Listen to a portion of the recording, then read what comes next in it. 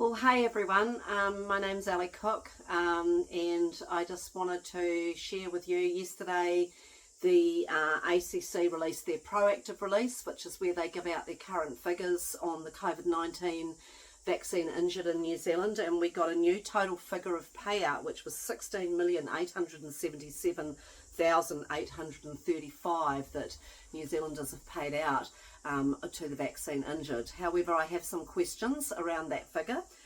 So I have gone back to government services at acc.co.nz, which is where you ask them questions, and also to Scott Simpson, who I had correspondence with earlier in the week, because as it came February, that release was due in January. We were all waiting to find out what the actual figures were. So I'm going to read out my open letter, and I will also publish this on the New Zealand Outdoors and Freedom Party website as well.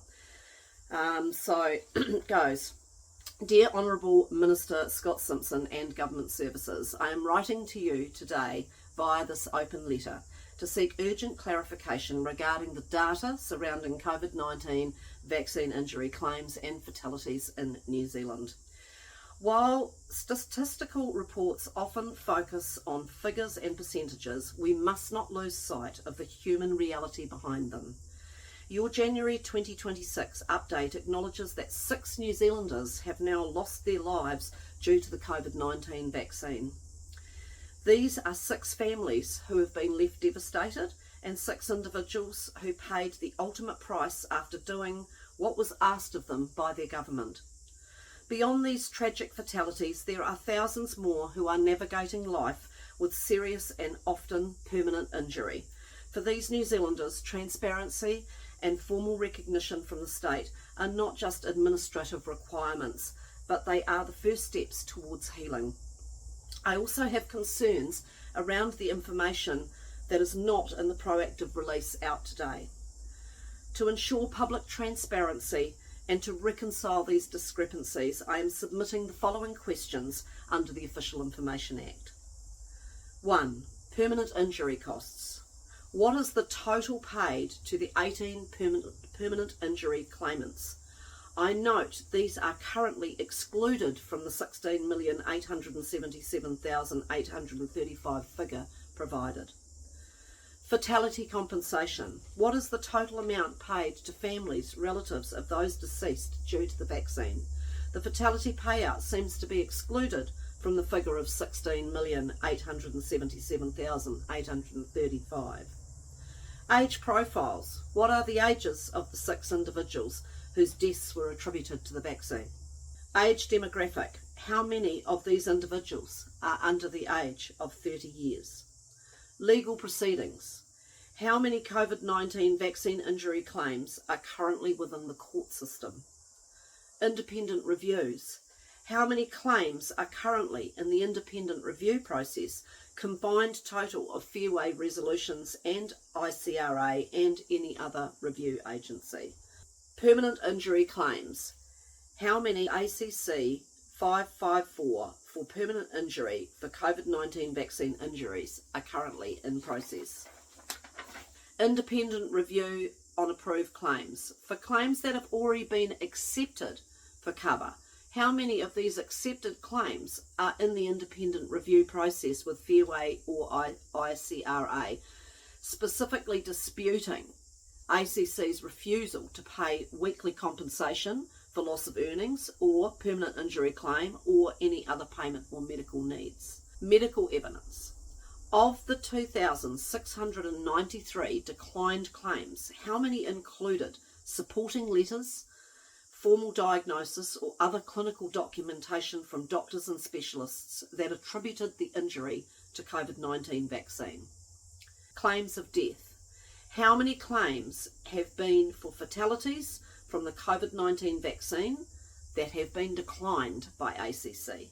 Scott, I am making this open letter because the public deserves to see the figures handled with care and empathy that they require. For those who have lost loved ones or suffering life-altering injuries, the lack of transparency is a barrier to healing. These individuals did what the government of the day asked them to do. It is time for a formal apology. and a shift in how the state supports those who have been harmed. I encourage you to review the testimonies of the vaccine injured at the Tribute New Zealand with the link. Tomorrow we will release another account of a 17-year-old's horrific experience with ACC and members of the medical fraternity. We will continue to release these heartbreaking stories weekly until these voices are heard. And we have testimonies from every vaccine injured Kiwi for historical and future accountability. I look forward to your prompt response to these questions. More importantly, I look forward to meaningful acknowledgement of the New Zealanders who have been vaccine injured and recognition for those who have lost their lives to the vaccine and their loved ones. These citizens deserve more than data points. They deserve justice and a government that acknowledges their reality with both transparency and empathy. Kindest regards, Ali Cook, mother of a COVID-19 vaccine injured son, musician and publicist. I'll just explain a couple of the questions and why I've done them. Independent reviews on approved claims. The reason I'm asking these questions is that we are in contact with a lot of vaccine injured people. You know, we have grouped together, and there are people out there that are approved, and then ACC, after they've approved them, are refusing to give them any compensation, refusing to pay for medical items, and refusing them on permanent injury claims. So, and they're having to go back through the independent complaints review process. ACC uses fairway resolutions and ICRA on bulk funding, so I can't find out the individual amount that's been spent on those independent reviews process, but having been through it with my own son, I can tell you that it is like a court. It is the thing that happens before you go to court, and if you don't like the outcome of that review, then you can take ACC to court. And so it goes like, you put your claim in, ACC goes no, you ask for a review, goes to the independent review, there's a yes or no there, and then there's court. In our case with my son, the independent reviewer ruled that ACC was in the wrong and they had to give a new decision, and so they approved my son. So it's quite a process, and there's lots of people still going through it. So I've asked that question, and then people go through that and they get right through it and they get approved, and then they go to get their wages for their time that they were in hospital or whatever, and ACC is actually refusing them and they're having to go back through the review process again. So I do know people that's happening to. That's why it's in the letter, so they better answer correctly.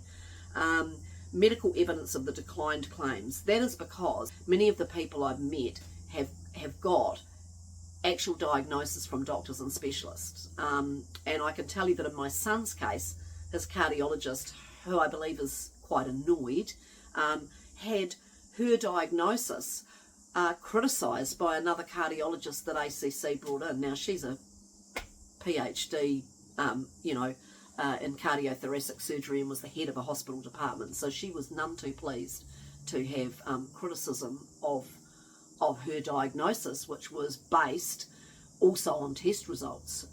So yeah, they are doing that. Even when people have doctors and specialists that are saying that they're injured, they're coming back and they're still trying to turn people down.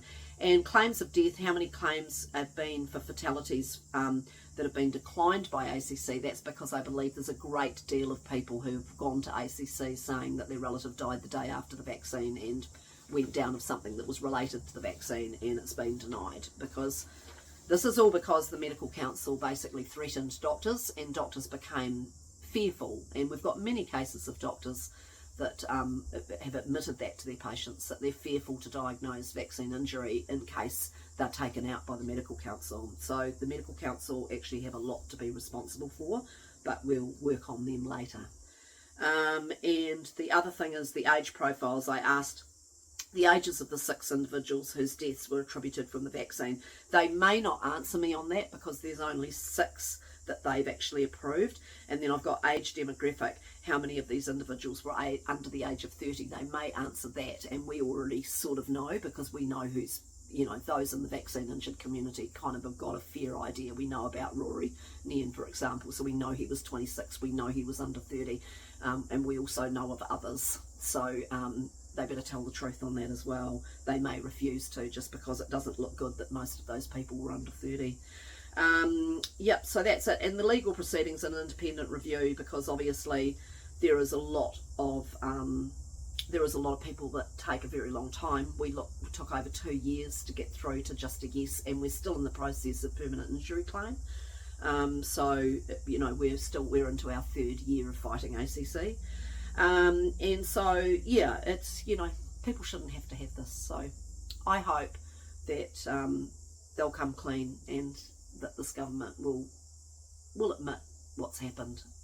But anyway, so thank you for your time, and I'll put the links to the January 2026 proactive release from ACC, so that you can look at that for yourself. And we definitely know there's more claims than accepted, because we know from MedSafe that there are 20,435 reports that are of serious injury. The figures from MedSafe don't of serious injury reports definitely do not marry up with ACC's approved number of claims. So anyway, thanks very much for your time, and keep pushing, and please keep watching the Tribute, because that's where we've got these documentation of injured going up, and they are testimonies. So they are testimonies from the people that have suffered that, and they're there for historical purposes, and I hope in the future there will be